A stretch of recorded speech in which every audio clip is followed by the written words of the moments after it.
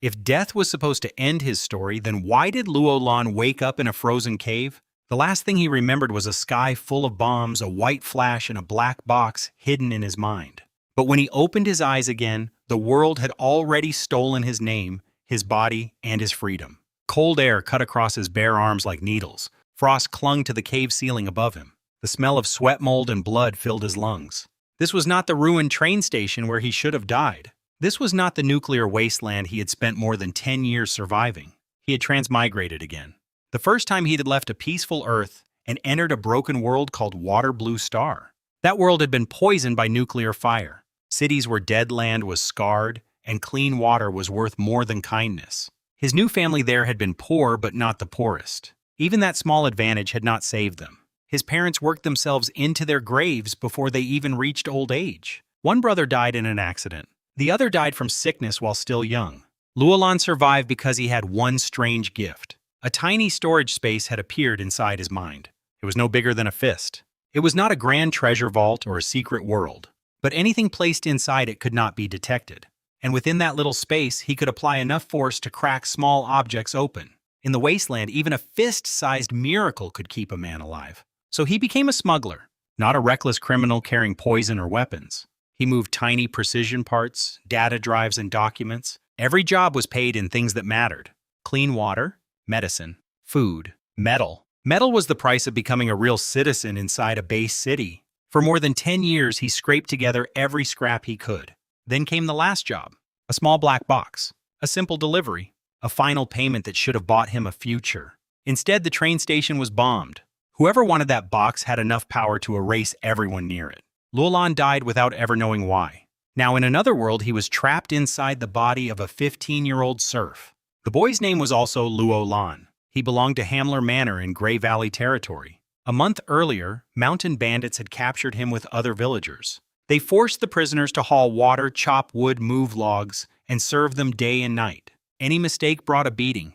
Sometimes there did not need to be a mistake at all. Winter hunger, labor, and whips had carved the boy down to bone. Not long before Luo Lan arrived, the original boy had collapsed in the snow. The bandits kicked him twice and left him for dead. Other serfs dragged his body back into the cave. He never woke again. That was when the soul from the wasteland opened his eyes. Around him, a dozen serfs lay on the cave floor. Some breathed like broken bellows. Some stared blankly into nothing. Some were already dead. Luo Lan leaned against the icy wall and forced himself to stand. This body was barely alive. His arms and legs were thin as sticks. His stomach twisted with hunger. His skin burned from frostbite and old wounds. Standing alone took more willpower than fighting had in his last life. Then he felt it. The storage space was still there. Same size, same presence. And inside it sat the black box from Water Blue Star. For years, Luo Lan had never opened it. A good smuggler did not look inside the cargo. A good smuggler stayed curious enough to survive, but not curious enough to die. But that rule belonged to another world. In this cave, he was already on the edge of death. Whatever was in that box had been worth bombing a train station. Maybe it was poison. Maybe it was useless. Maybe it was the only reason he had been given a third chance. The bandits were asleep. The other serfs were too weak to notice him. Luo Lan pressed himself into the deepest corner of the cave. With a thought, he pulled the black box into his hand. The metal was cold, smooth, seamless, and strange. It had no lock, no latch, no opening that any ordinary tool could find. But his storage space had already cracked it. His frozen fingers found the fractures and twisted. The lid popped open. Moonlight slipped through a gap in the cave and touched what lay inside. It was a tiny, transparent syringe. Silver-white liquid gleamed within it like melted metal. Countless tiny sparks drifted inside the fluid. Luo Lan stared at it and understood one thing. This was the treasure that had killed him. A wasteland survivor knew when hesitation became suicide. The unknown could destroy him. But starvation, cold, and bandits would destroy him anyway. He pulled off the cap. He exposed the needle. He drove it into his bony arm. Then he pushed the plunger down. The silver liquid entered his veins. There was no pain, only a cool crawling sensation like countless ants spreading under his skin. Then a voice sounded inside his mind. Space Research Institute Model 0. First edition Nanomachines activated. Beginning symbiosis with host. Warmth erupted from deep inside his blood. Not like fire, not like a blanket. It was heat born from within the body itself. Luo Lan's eyes shot open. His awareness sharpened beyond anything human. He could see inside himself. Countless silver specks moved through his blood like disciplined soldiers. They flowed into every vein. They entered every limb. Wherever they passed, the cold retreated.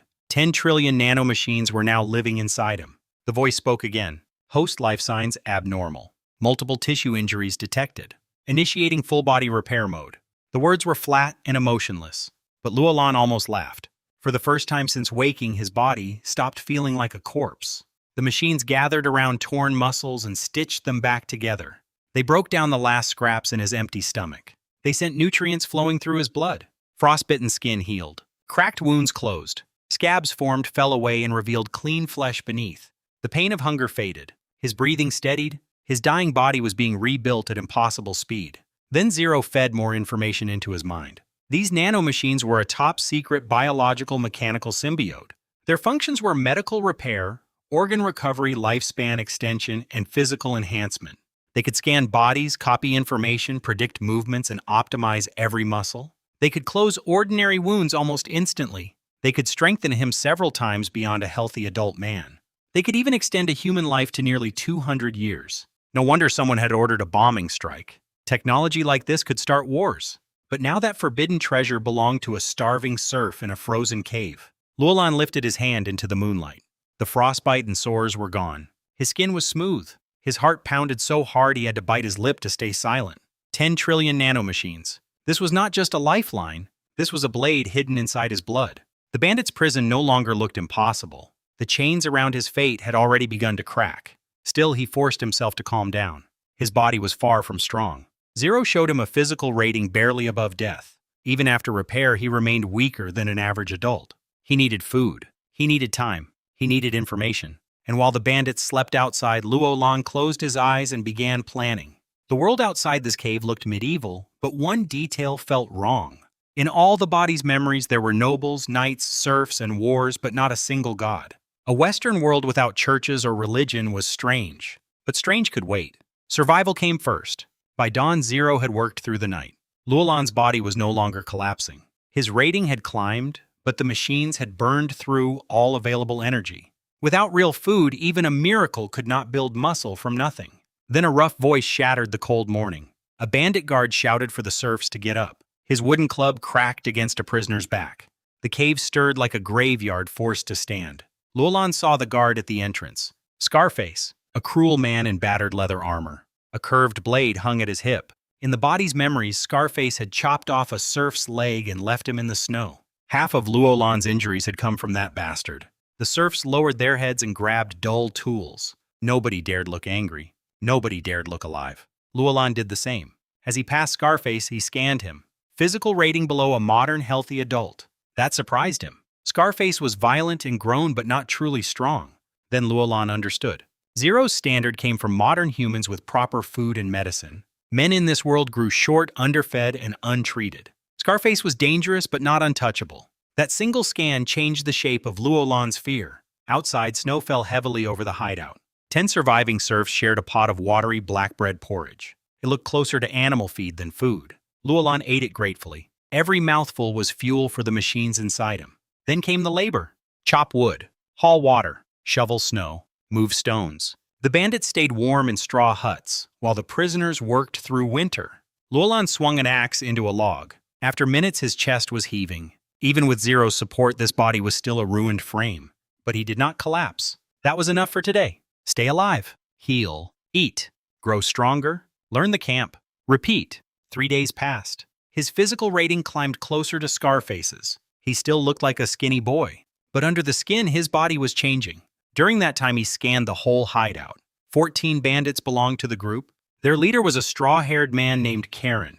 Karen's physical rating was stronger than the others.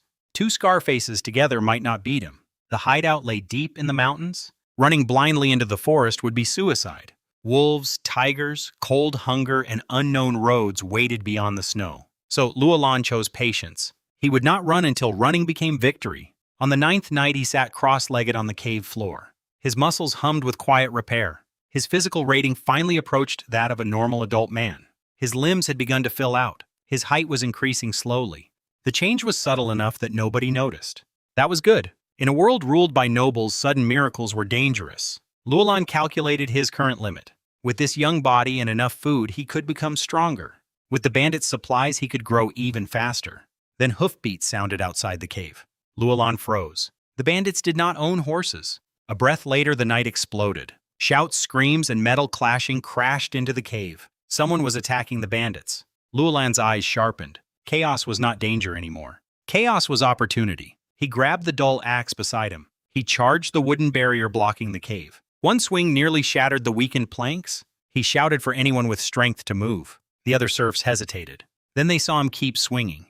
Courage, even desperate courage, could spread faster than fear. 8 prisoners tore the barrier apart. Luo Lan was the first into the snow. Outside, soldiers in brown leather armor stood in tight spear formation. Their spearheads flashed under moonlight. A mounted knight watched from the center. The bandits were being crushed. Then 2 figures burst toward the cave, Scarface and Karen. They were trying to flee. Luo Lan stepped into their path. Scarface snarled and swung his curved blade at Luo Lan's head. Zero read the attack before it landed. Luo Lan's feet shifted. His body twisted aside. The blade missed. His fist smashed into Scarface's jaw. Blood and broken teeth sprayed into the snow. Scarface's grip loosened. The curved blade fell. Luo Lan caught it and killed him. Karen barely had time to understand. Luo Lan drove the blade into his gut and twisted. The bandit leader folded from the pain. 2 enemies fell in seconds. Not a scratch marked Luo Lan. But the soldiers were approaching. Luo Lan immediately dropped to one knee. The other serfs followed. In this world, offending a noble could kill faster than any bandit. The mounted knight dismounted. His name was Lord Han. He looked over the corpses and recognized the bandits as deserters from Lioli River. Without hesitation, he cut off Karen's head. Luo Lan watched the knight's sword. It was a huge, one-handed blade far heavier than anything practical in his old worlds. Yet Han handled it like a stick. Luo Lan scanned him. Physical rating 4.1. His mind went blank. 4 times a normal modern adult. Luo Lan had thought 3 times human strength would make him a monster. This knight already stood beyond that. The memories of the body's father returned. He had once said Lord Han could fight 100 men. Luo Lan had dismissed it as peasant exaggeration. Now he realized this world's knights were not ordinary trained warriors. There was another power system here, something hidden beneath swords, titles, and bloodlines. Lord Han turned his eyes toward Luo Lan. Luo Lan kept his posture low and his voice humble. When asked his name, he answered like a frightened serf. Han asked if he had killed the 2 bandits. Luo Lan admitted it without bragging. Surprise flashed across the knight's face. A 15-year-old serf had killed 2 armed men without injury. That was not normal. Han told him to stand. Then he ordered a freedom document prepared for him. Luo Lan would no longer be a serf. He would report to the town barracks and join the army. Behind him, the rescued serfs gasped. Freedom alone was something most of them could never buy. But military service meant something even greater. Weapons, food, shelter, training. A path that might one day lead a commoner near noble power. To them, Luo Lan's fate had changed in one night. To Luo Lan, it was only the first unlocked door. After the bandits were executed, the soldiers searched the hideout. Food coins and supplies were distributed. Luo Lan received copper coins for killing Scarface and Karen. More importantly, he received access to soldiers. Soldiers knew things serfs did not. Using smooth words and a little coin, Luo Lan befriended a veteran named Nakin. He asked about Lord Han's strength. Nakin proudly explained that Han was a low knight. The Viscount was stronger a midnight. A midnight could cut through a thick steel plate with one sword strike. High knights were even more terrifying. Stories said they could throw stone blocks weighing hundreds of pounds like toys. Luo Lan listened while his thoughts raced. Even with nanomachines, his safe physical limit might only reach 5. A midnight needed far more than that. So he asked the real question. How did nobles become that strong? Nakin lowered his voice. Through something called the breathing method. Luo Lan's heart jumped. For a moment he imagined battle energy, glowing sword waves, and magic shields. Nakin laughed at that idea. There were no air blades, no invisible armor, no warriors splitting castles with one swing. Knights were not using fantasy energy. Their bodies were simply pushed far beyond common sense. But ordinary people could not learn the breathing method. At least that was what everyone believed. Noble blood was required. Commoners caught touching such methods could be executed with their whole families. Nakin warned him not to reach for things above his station. Luo Lan lowered his eyes and looked obedient. Inside, he had already decided to test that lie. He scanned Lord Han's squire Lor. Lor had noble blood and practiced a family breathing method. Zero built a 3-dimensional body model in seconds. The result was clear. Lor's body had no special organ. No hidden biological difference. Nobles and commoners were the same species. The noble blood requirement was either false or misunderstood. But Luo Lan needed more than theory. He needed to observe the breathing method directly. Soon the rescued group returned to Lord Han's manor. The farmers worried about homes, tools, and families left behind. Luo Lan stayed quiet. In the village well's reflection, he saw his new face.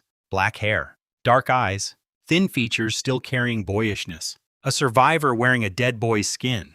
Lord Han formally removed his serf status. The steward old Keela treated him with sudden warmth. He gave Luo Lan clean clothes, new shoes, and a hot meal with chicken. He claimed friendship with Luo Lan's late father.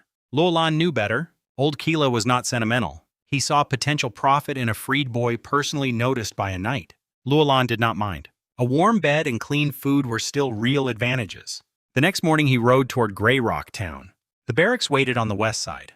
Gray-black stone walls stood under morning fog. Young recruits gathered outside with patched clothes, cheap swords, and hungry eyes. They were sons of free citizens. 100 recruits would serve under one centurion. A giant veteran named Gray addressed them. He was over 6 feet tall and built like a mountain.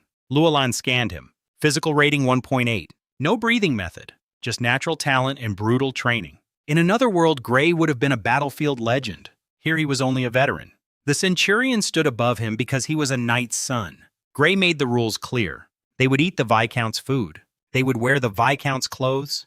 They would train guard march, hunt bandits, and fight wars. If that cost an arm, a leg, or a life, so be it. The recruits shouted their agreement. Luo Lan knew the truth behind their voices. They had not joined for honor. They had joined to eat. Screening came first. Recruits ran through mud while veterans shouted. Some fell. Some bled. Some were cut. The rest received gray shirts, worn leather armor, and the oath of service. The barracks became their new home. Wooden planks for beds, straw for bedding, shared cabinets. No privacy, no softness. But there was food. A bowl of thick pea soup with salted meat tasted like a feast. Luo Lan ate silently. With meals like this, Zero could build him quickly. Training began before dawn. Running, spear drills, formation practice, strength work, night watch. Wooden sticks corrected every mistake. Luo Lan stayed near the top but never too far ahead. The nanomachines adjusted his breathing, footwork, and muscle use. Every spear thrust became clean. Every stance became stable. He could have humiliated everyone. Instead, he looked gifted, not inhuman. 4 months passed. Winter turned to spring. The recruits improved. Luo Lan's rating reached 1.7. He had grown taller and stronger. Zero repaired years of malnutrition and reshaped his body quietly. Then the centurion finally appeared. His name was Reborn, a knight's son, 24 years old. Physical rating 2.8, close to the human limit but still short of true knighthood. One day Luo Lan saw Reborn sit under an oak tree during training. While the yard rang with wooden blades, Reborn closed his eyes. His breathing changed, slow, deep, controlled. Luo Lan's pulse sharpened. This was the breathing method. He stayed within scanning range while pretending to spar. Zero recorded everything. Breathing rhythm, muscle movement, chest pressure, nerve signals, posture, micro changes invisible to human eyes. Luo Lan could hardly believe his luck. He thought it might take years to approach a noble technique. Instead, Reborn had practiced in the middle of a noisy training yard. That night, Luo Lan reviewed the data.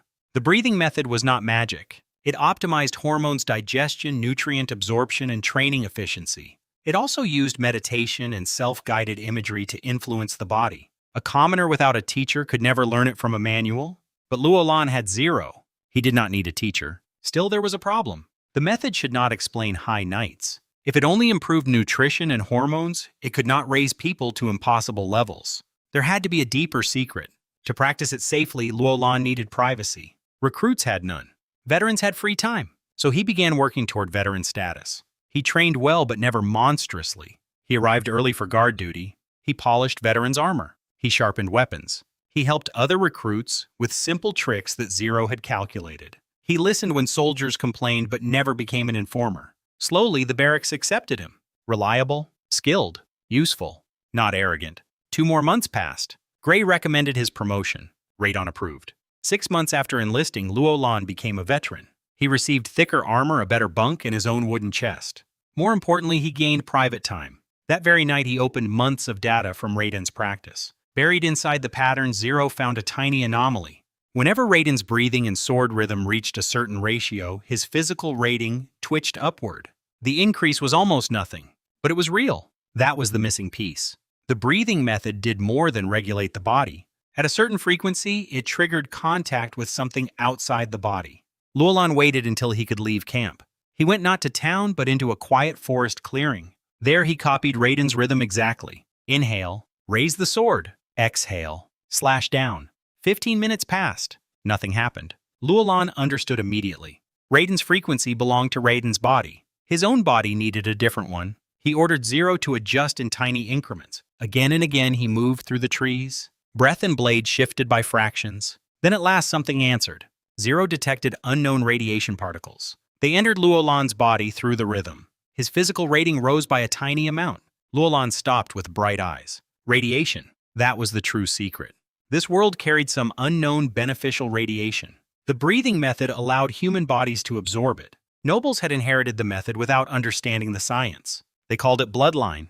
Luo Lan called it a frequency. Once he knew that the noble monopoly had already begun to fall. Half a year slipped by.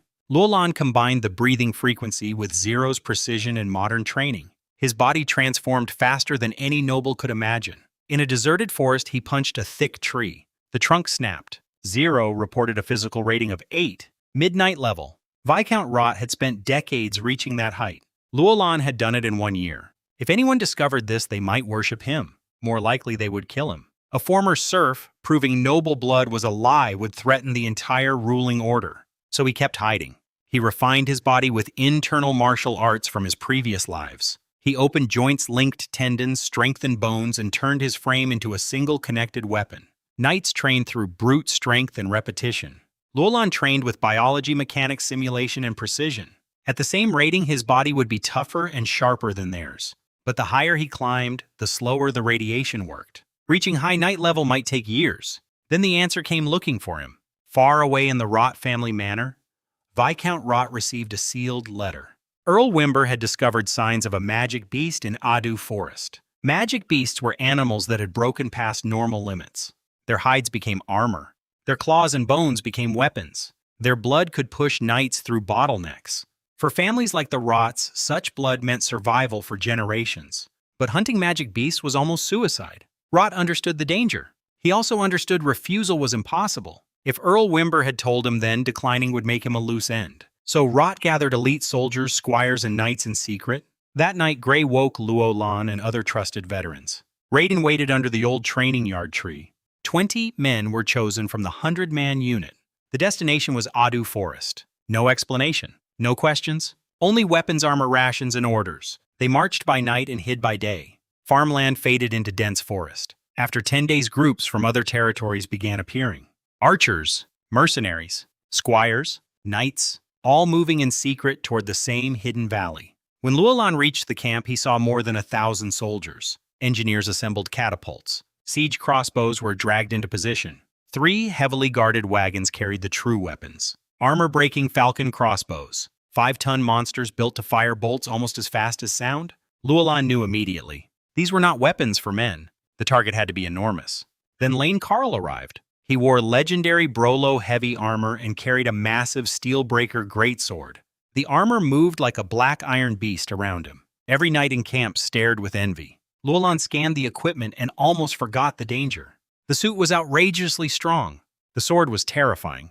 And both looked so cool that he nearly wanted to steal them on sight. Lane was the Carl family's prized knight. Young, talented, and backed by an ancient noble house. Men like Radon could only look at him with complicated envy. That night, fear settled over the soldiers. Ordinary men understood they had not been gathered for a simple battle. In the command tent, Earl Wimber revealed the target. A huge magic beast hidden in Black Swamp. If killed, it might yield 50 barrels of blood, enough to reshape noble families for decades. The plan was brutal.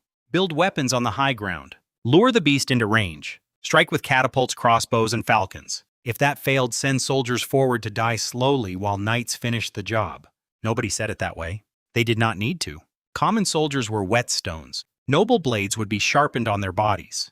3 days later, fog drowned Black Swamp. Luo Lan lay behind the fortifications with night vision and magnification active. Bait carcasses rotted in the mud. Soldiers gripped weapons with sweating hands. Then the ground trembled. A shape rose from the swamp. It was not a crocodile, not a snake. It was a colossal bear covered in rock armor, 6 meters at the shoulder, 8 meters standing upright. A moving hill of stone, iron, peat, and rage. Its armor was thicker than steel plate. Only its joints and one eye showed exposed flesh. Luo Lan's mind went cold. This was not a beast for medieval soldiers. This was a creature that might survive machine gun fire. Earl Wimber gave the command. Catapults fired. Crossbows released volleys. Stones and bolts slammed into the bear's armor. Most bounced away. The beast barely cared. It looked around with lazy indifference and went back to eating bait. Then the falcon fired. A 2-meter bolt screamed toward the bear's exposed eye. At the last instant, the beast moved its head. The bolt missed the eye and buried into its shoulder. Soldiers cheered. Then the bear grabbed the bolt and ripped it out. Blood oozed from the wound. The armor around it crawled and sealed itself. The cheers died. The bear's eye turned red. It hurled the bolt back. The projectile struck the falcon platform like a cannon shell. Wood shattered. Metal snapped. The operators were crushed before they could scream. The beast had identified and destroyed the biggest threat. That meant it was intelligent. Wimber ordered the backup plan. Archers fired to draw attention. Catapults launched anchor hooks. Shield walls advanced. Spear formations followed. The bear charged. Shields shattered like toys. Soldiers flew through the air, coughing blood. Men were stepped into mud and flesh. Fortifications crumbled. Discipline broke. A soldier tried to flee. The execution squad killed him as a warning. Lane Carl promised gold for advancing and death for retreating. Then the bear's claws swept across the execution squad. Men in armor became meat. Lane himself was snatched up in one massive paw. The genius knight, the pride of his family, had no chance to fight. The bear threw him into its jaws and bit down. Armor and bone cracked together. The execution squad watched their leader get eaten. Their courage vanished. The rout became total. Soldiers ran in every direction. Weapons were thrown away. Men trampled comrades to escape. Nobles who had preached honor ran faster than commoners. The swamp became hell. On the high ground, the remaining knights understood the hunt had failed. But Rot could not accept leaving empty-handed. His family needed the beast blood. The anchor hooks still dangled from the bear's limbs. He proposed one final gamble. Low knights would grab the chains and pin the beast. Mid knights would cut its leg joints. It was desperate. It was almost suicide. But greed, fear, and family survival forced them forward. Luo Lan ran with the fleeing crowd while watching. He understood the plan. He also understood the beast's value must be unimaginable. So he made his own decision. He grabbed abandoned armor from the mud. He picked up a sharp sword. He hid behind ruined fortifications and waited. The low knights charged in heavy plate. Chains whipped through the air like iron serpents. Armor dented. Bones cracked. Blood-filled helmets. But 13 knights reached the chains and held on. The bear thrashed. They were dragged through mud. Their shoulders tore under the strain. Still, their combined strength shrank the beast's movement. For a few impossible seconds, the living mountain was pinned. Wimber Rot and the other mid-knights charged. Axes smashed into the bear's rear leg joints. Rock armor split. Dark blood sprayed. Tendons began to tear. One more second would have ended it. But the bear gave them no second. It tore the anchor hooks free from its armor. The chains flung low knights through the air like broken dolls. Some died against rocks. Some vanished into the swamp. The restraint had lasted only 3 seconds. It was almost enough. Almost was death. The bear kicked one mid-knight away and shattered his armor. Wimber and another barely dodged a claw. Rot took a paw strike to the back and smashed into a dead tree. His legs went numb. The knights were broken. That was when Luo Lan moved. Wearing scavenged armor and a covered helmet, he burst from hiding. From the outside, he looked like another powerful knight joining the fight. The bear swiped at him. Zero predicted the movement. Luo Lan twisted aside. He used the beast's momentum and launched himself upward. His boot struck the bear's shoulder. His left hand gripped the gap in the rock armor. The beast shook wildly, but he held on. With his right hand, he drove his sword into the exposed eye. The blade vanished to the hilt. Blood and eye fluid exploded across his helmet. Some seeped through the gap. Luo Lan swallowed by instinct. Zero detected unknown radiation. His rating rose. Just a few drops of blood made him stronger. Luo Lan's decision was confirmed in one bitter taste. The bear screamed in agony. Its huge body staggered. Then it collapsed like a falling hill. Mud blasted outward. Silence swallowed the swamp. Luo Lan pulled his sword free. Then he did not celebrate. He emptied his water flask and began collecting blood from the eye wound. Every drop was power. Every second mattered. Then killing intent cut through the air behind him. Lane Carl was still alive. His Brolo armor had saved him from being fully crushed. He had forced his dislocated joints back into place. Now he charged with the Steelbreaker greatsword. Wimber also prepared to attack. To them, Luo Lan was not a savior. He was a thief stealing the future of noble families. Lane swung for the kill. Luo Lan sidestepped without turning. Zero had been scanning behind him the whole time. Through his helmet, Luo Lan asked why they would kill the one who saved them. Lane called him a gutter rat and attacked again. His armor was legendary. His weapon could split ordinary steel. Luo Lan's scavenged gear was nothing beside it. But gear only mattered when the strike landed. Lane swung again and again. Luo Lan slipped away like a shadow. The greatsword carved mud air and empty space. Lane grew furious. He could see Luo Lan. He simply could not catch him. His wounded body slowed. His breathing broke. A gap opened. Luo Lan stepped inside. His feet drove into the mud. His waist twisted. His entire body connected into one line of force. He punched Lane in the ribs. The Brolo armor did not shatter. It barely dented. But Lane's eyes went wide. Blood burst from his mouth, nose, and eyes. The shockwave had passed through the armor and destroyed his heart. Lane dropped to his knees. His last expression was disbelief. Luo Lan's gauntlet cracked from the blow. This was not brute strength. This was internal power. A whole body striking through one point. A technique from another world given monstrous force by this one. Luo Lan took the steel breaker immediately. He wanted the Brolo armor too. But two midnights were closing in. Wimber and Fallman attacked together. Axe from the left. Axe from the right. Their timing was seamless. These were not arrogant young geniuses. They were seasoned killers. Luo Lan's speed and Zero's predictions kept him alive. But their teamwork kept shrinking his space. Wimber mocked his lack of battlefield experience. He was not wrong. Luo Lan had killed before, but not like this. Not with heavy blades, broken mud, and two midnights trying to split him apart. So Luo Lan created an opening. He slowed his sword by a fraction. He exposed his chest. Fallman took the bait. His axe cut through Luo Lan's armor and opened flesh. Blood sprayed. Fallman smiled, thinking the fight was over. Then Luo Lan twisted. The steel breaker swept sideways. Fallman's head left his shoulders. His body remained frozen for a heartbeat before blood erupted from the stump. Luo Lan's chest wound began closing. Flesh crawled together. Blood stopped flowing. Wimber saw it and broke. He screamed a word Luo Lan had not heard before. Caster. To Wimber, only a legendary being could heal like that. Fear destroyed his courage faster than pain ever could. Luo Lan told him it was his turn. Wimber tried to fight. His axe had strength, but his heart had already fled. Luo Lan dodged, spun behind him, and brought the steel breaker down. The blade split Wimber's helmet. Earl Wimber fell face down into the mud. The ruler who had gathered nobles for magic beast blood died in the swamp he wanted to conquer. Luo Lan scanned the battlefield. He saw Lord Han helping crippled Viscount Rot away through the dead trees. He let them go. They were nobles, selfish and dangerous, but they had given him freedom, food, and a path. Luo Lan killed enemies when needed. He did not slaughter everyone who became weak. Once the threats were gone, he turned to the spoils. The Brolo armor, the steel breaker, the magic beast blood.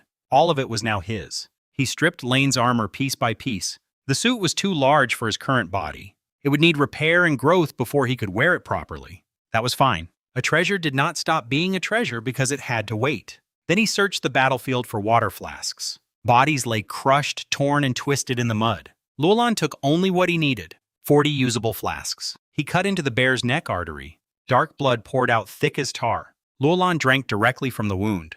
The taste was iron rot and bitterness. He forced it down. Heat flooded his body. Zero absorbed the nutrients and radiation at maximum speed. His rating climbed again and again. When he could drink no more, he filled every flask. 80 pounds of magic beast blood became his private treasure. He stored a little more in his fist-sized space. The storage did not expand.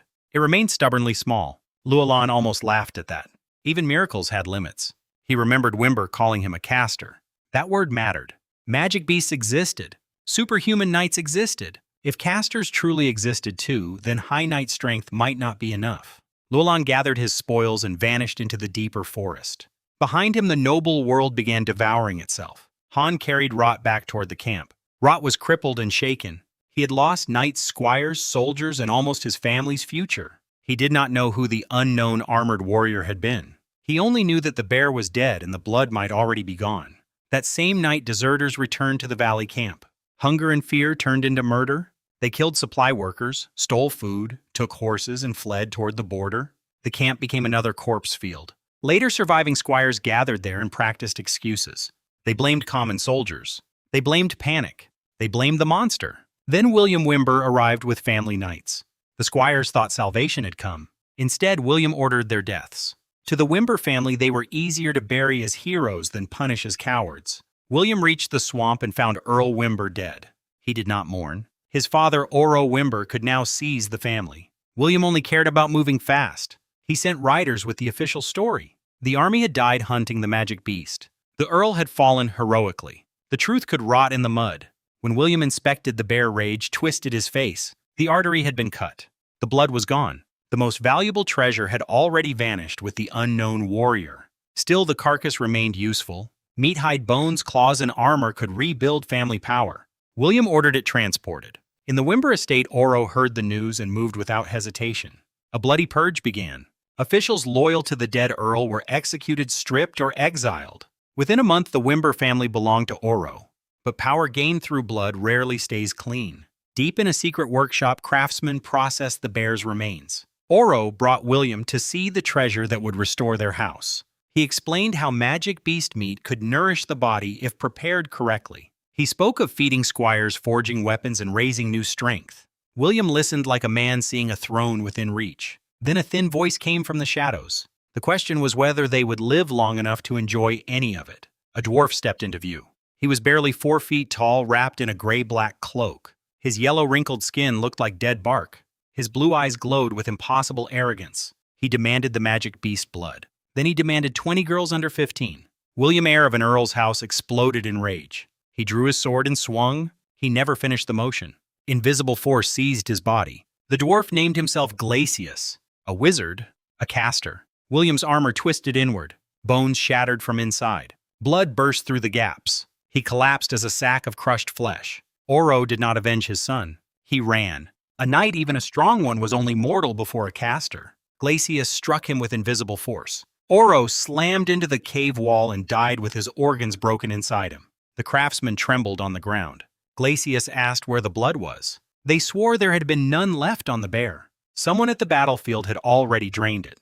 Glacius believed them just enough to leave. Then he killed every remaining witness behind him.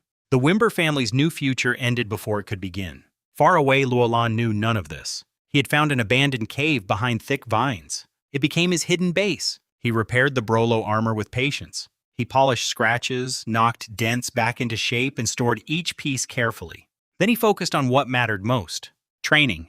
The magic beast blood burned through his body day after day. Zero absorbed every drop with brutal efficiency. His physical rating climbed to 9. But the swamp battle had exposed a weakness. Luo Lan had numbers, speed, and prediction. He did not yet have enough true battle instinct. Machine calculation could fail in chaos. Instinct had to be forged. So Zero created combat simulations. 10 spearmen appeared around him in light and shadow. They had powerful bodies, perfect coordination, and no fear. Pain feedback made every strike feel real. Luo Lan died in the first simulation. Spears pierced him from every direction. Cold sweat soaked his back. He drank beast blood, recovered, and began again. Fight. Die. Analyze. Adjust. Fight again. 9 deaths later, he finally killed all 10 enemies. He was still covered in simulated wounds. That was not enough. He trained for days. Days became weeks. Weeks became months. His cave became a furnace. His body became iron. The mountain became his world. Beast blood was his food. Pain was his teacher. Failure was his mirror. 5 months passed in isolation. Luo Lan's physical rating reached 14.5, well beyond the high knight standard. His body no longer looked bulky or crude. It looked precise, compact, dangerous. Every joint opened and closed with hidden weight. Every tendon connected like a drawn bowstring. Every breath resonated through bone. His skin could absorb force like a taut drum. His steps were silent as a cat. His strikes tore the air. This was not just the strength of this world. It was strength rebuilt through nanomachines, martial arts, radiation, and ruthless experience. One morning, after killing a wild boar with a casual backhand, he began another simulation. 10 high knights appeared around him. Each had a physical rating of 12. Each carried a different weapon. They attacked from every direction. Spears thrust at his throat. Axes fell toward his skull. Blades searched for joints and blind spots. Luo Lan stood in the center with the steel breaker in hand. He did not think. He moved. A spear came from the left. His wrist turned, deflecting it by a hair. The pommel crushed the attacker's throat. An axe fell behind him. His waist twisted and the blade passed through empty air. His sword reversed and cut off an arm. 2 enemies charged from the front. Luo Lan stepped forward instead of back. The steel breaker swept through their attacks and punched through a throat. No flashy forms, no wasted movement. Only defense and killing logic joined into one. In 15 seconds, all 10 high knights were gone. Not one had touched him. Zero reported no further growth stimulus. That difficulty no longer mattered. Luo Lan lowered the greatsword and felt an unexpected thrill. Battle at full intensity sharpened the mind like nothing else. Now he understood why some warriors became addicted to danger. But easy victories would not make him stronger. He needed something heavier, something crueler, something that could force his body and instinct to evolve again. So he gave the next command. Generate 10 opponents with physical ratings identical to mine. 14.5 each. Random weapons. Full surround attack. Fight to the death. Zero obeyed. The air around him grew heavy. Light and shadow bent into human shapes. 10 figures appeared in the clearing. Each one had his height, his build, his balance, his quiet crushing presence. It was like looking into 10 mirrors that wanted him dead. Luo Lan gripped the steel breaker. The forest seemed to hold its breath. He had started as a dead serf in a frozen cave. He had survived bandits. He had broken the lie of noble blood. He had stolen the secret of knights. He had killed a magic beast that an army could not defeat. He had taken down nobles who thought gratitude was weakness. He had swallowed the blood of a monster and rebuilt himself in silence. Yet the word caster still hung over him like a blade. Glacius and beings like him were somewhere in this world. They could crush knights like insects. If Luo Lan wanted true freedom, High Knight's strength was only a beginning. The 10 mirrored enemies raised their weapons. Their killing intent pressed against him from every side. Luo Lan did not smile. He did not boast. He simply adjusted his breath. The rhythm of the breathing method settled into his bones. The nanomachines flowed through his blood like a silent army. The steel breaker tilted slightly in his hands. 5 lives of fear, hunger, death, and rebirth condensed into one quiet stance. The weakest serf in the cave was gone. The smuggler from the wasteland was gone. What remained was a man forging himself beyond every system that tried to own him. When the 10 shadows moved, Luo Lan stepped forward to meet them. And in that silent forest, his third life finally belonged to him.